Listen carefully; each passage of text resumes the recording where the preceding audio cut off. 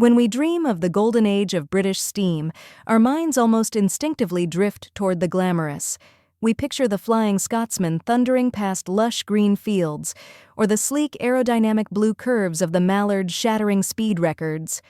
We think of tea served in dining cars and the romance of travel.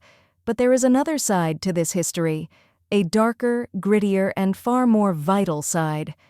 The true backbone of the British Empire in the early 20th century was not speed, it was torque. It was not the movement of passengers, it was the relentless, crushing movement of coal. This was a world of soot, sweat, and industrial brute force, a world where the rails didn't sing, they groaned under immense weight. In this smoke-choked domain, one machine rose above the rest. It was a monster born of necessity, a singular testament to British engineering ambition that pushed the very laws of physics to their breaking point. It was the LNER Class U1 Garratt. This is not just a story about a train. It is the story of Britain's most powerful steam locomotive, a leviathan built to conquer a specific mountain, only to be defeated by its own complexity and the fragile limits of human endurance. Chapter 1. The Geographic Enemy. To understand why such a monster was created, we must first look at the world of the 1920s. The First World War had ended, and the industrial engines of Britain were roaring back to life. The demand for coal, the black blood of the nation, had skyrocketed. South Yorkshire was the beating heart of this production.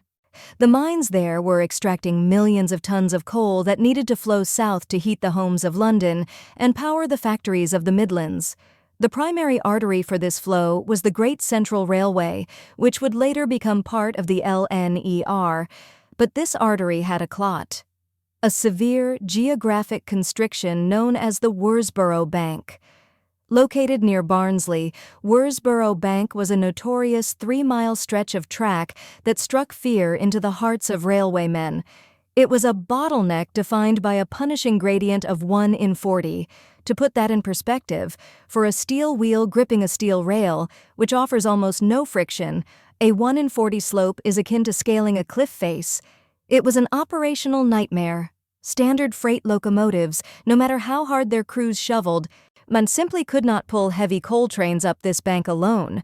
Gravity was winning. The only solution available at the time was a practice called banking. This involved stationing extra locomotives at the bottom of the hill to catch the trains and push them from behind. But as the 1920s roared on, coal trains grew longer and heavier, often exceeding 1,000 tons of dead weight. The situation at Worsboro descended into chaos. Even with 2 standard locomotives pushing from the rear and 1 pulling from the front, trains would stall. Couplings would snap under the strain.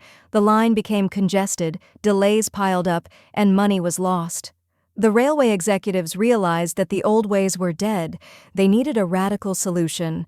They needed a machine that didn't just climb the hill. They needed a machine that could flatten it. Chapter 2. The Engineering Vision.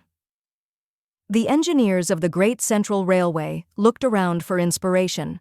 They saw that their rivals, the Midland Railway, had solved a similar problem on the Licky Incline by building a massive, rigid-frame locomotive known as Big Bertha. Big Bertha was a beast, utilizing 10 driving wheels to grip the track. But the engineers at Worsboro spotted a fatal flaw in that design for their own needs. The Worsboro Bank wasn't just steep, it was winding. A massive, rigid locomotive like Big Bertha would be too stiff. It would grind against the rails on the tight curves, destroying the track and potentially derailing. They needed power, yes, but they also needed flexibility. This led them to a revolutionary concept patented by Herbert William Garratt, the articulated locomotive.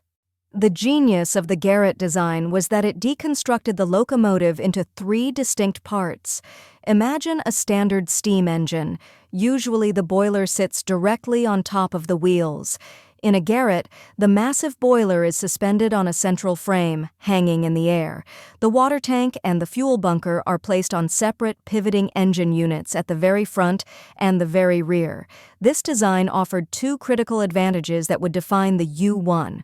First, agility, because the engine units could pivot independently, like the bogies on a passenger carriage. This massive machine could snake through tight curves that would break a rigid frame. Second, and perhaps more importantly, was power potential. Because the boiler wasn't sitting on top of big driving wheels, it could be made shorter, fatter, and significantly wider. This allowed for a massive firebox with unrestricted airflow. In the world of steam, airflow equals heat, and heat equals pressure. This design promised to generate the immense steam pressure required for heavy lifting without running out of breath. Chapter 3. Birth of the U1. Construction of this ambitious project was delayed by the resource shortages following the Great War. But by 1925, under the newly formed LNER and the watchful eye of the legendary chief mechanical engineer Nigel Gresley, the project was greenlit. Now, Nigel Gresley is a name royalty in railway history. He is the man who gave us the sleek, fast racehorses of the tracks. But with the U1 Garratt, he oversaw the creation of a draft horse of prehistoric proportions. Built at the Gorton Works, the U1 emerged in 1925 as a statistical monster. Let's look at the numbers because they are staggering. It utilized a unique wheel arrangement, 280 plus 082. This meant that, effectively, the U1 was two heavy freight engines bolted back-to-back, controlled by a single crew. It stood 87 feet long, that is nearly 27 meters of iron and steel. It weighed nearly 180 tons, and it was powered by 6 cylinders, 3 on the front engine unit and 3 on the rear. It was the first 6-cylinder Garratt in the world. But the number that truly mattered was the tractive effort, 72,940 pounds. To give you a comparison, this was nearly double the starting power of the standard heavy freight engines of the day. When the U1 rolled out of the Gorton Works, it was, quite comfortably, the most powerful steam locomotive in the entirety of the British Isles. It was designed to do the work of 2 heavy locomotives in a single, efficient package. Chapter 4. The Fireman's Hell. When the U1 finally entered service, the engineering department celebrated. On a technical level, the machine was a triumph.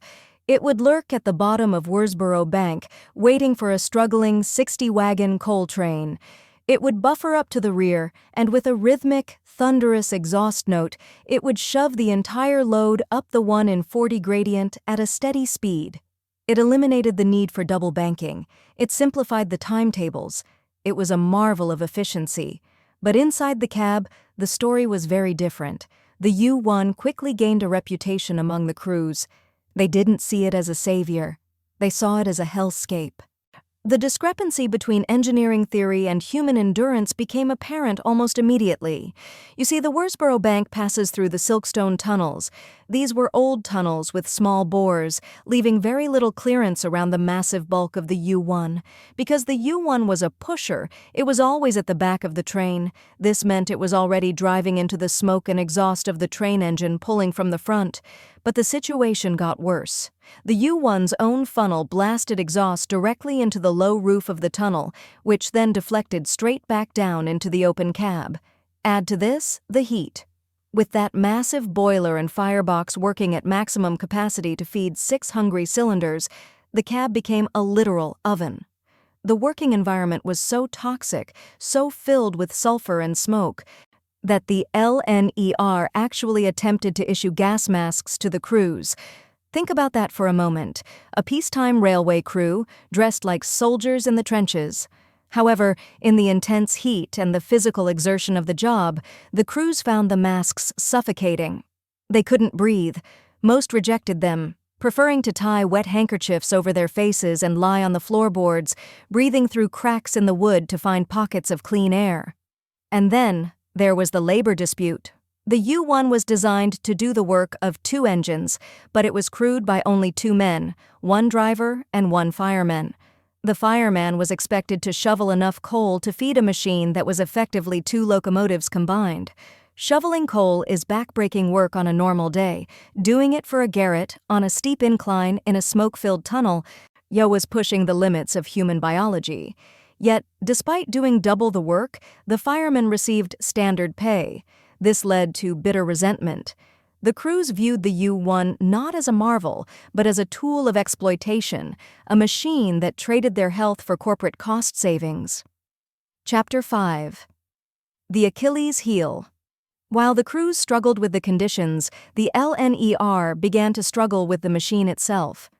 The U1 fell victim to what engineers call the prototype trap. It was a unique machine, the only one of its kind. This meant spare parts were not standardized, and maintenance crews were not used to its eccentricities. Mechanical complexity became its Achilles heel. The most persistent issue was the firebox. While the Garratt design allowed for a massive copper firebox, the reality of operation was harsh. The intense heat cycles of the banking runs, combined with the vibration of 1,000-ton trains, caused the metal to fatigue. In 1930, just 5 years into its service life, the U1 suffered a catastrophic firebox failure. It was sidelined for 9 months. For a machine built to alleviate a bottleneck, spending nearly a year sitting in a workshop was a disaster. Whenever the U1 broke down, which was often, the railway had to scramble to find 2 standard locomotives to replace it, reverting to the old, inefficient methods. This highlighted a crucial lesson: reliability is more valuable than raw power. The U1 was a thoroughbred racehorse trying to do the work of a pack mule. It was powerful, yes, but it was too fragile for the relentless daily grind of the coal wars. Chapter 6. The Second Act. By the late 1940s, the world had changed again. The railways were nationalized into British Railways in 1948. Modernization was on the horizon. The Worsboro line was slated for electrification, which would render steam bankers obsolete in South Yorkshire. However, the U1 was too young and too powerful to simply scrap. In a poetic twist of fate, the U1 was transferred to the Licky Incline near Bromsgrove. This was the very place where Big Bertha, the engine that inspired the U1, had reigned supreme. Upon its transfer, the U1, now renumbered as 69,999, was given the large electric headlamp from the scrapped Big Bertha. It was a symbolic passing of the torch. But the U1 was not welcomed warmly in its new home. The crews at Bromsgrove found the U1 just as difficult, just as hot, and just as choking as the Yorkshire crews had. In a desperate attempt to save the locomotive and address the fireman's nightmare, British Railways converted the U1 to oil firing between 1952 and 1953. The theory was sound. Oil firing would eliminate the physical labor of shoveling coal, no more backbreaking work, but in practice it was a failure. Banking requires instant power. When a train hits the hill, the banker needs to apply maximum force immediately. The oil burners proved difficult to regulate. They lagged, they cooled too quickly. The steam pressure would plummet right when it was needed most. Furthermore, the thick, oily smoke produced by the burners was even more suffocating in the tunnels than the coal smoke had been. The experiment had failed. Conclusion: the legacy of number 69,999. By 1955, the writing was on the wall. Diesel traction was emerging. The diesel engines offered the power of the Garratt with none of the smoke, none of the setup time, and none of the backbreaking labor. The U1 Garratt, now an unreliable relic of a bygone philosophy, was withdrawn from service in December 1955. Shortly after, it was cut up for scrap. Today, no part of the U1 survives. It exists only in grainy black-and-white photographs and in the oral histories of the railwaymen who cursed it, shoveled for it, and marveled at it.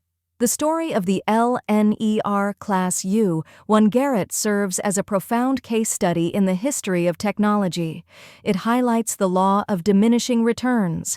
It proved that steam power could be scaled up to massive proportions. On paper, it was a masterpiece, but it also proved that maximum power is useless without maximum reliability.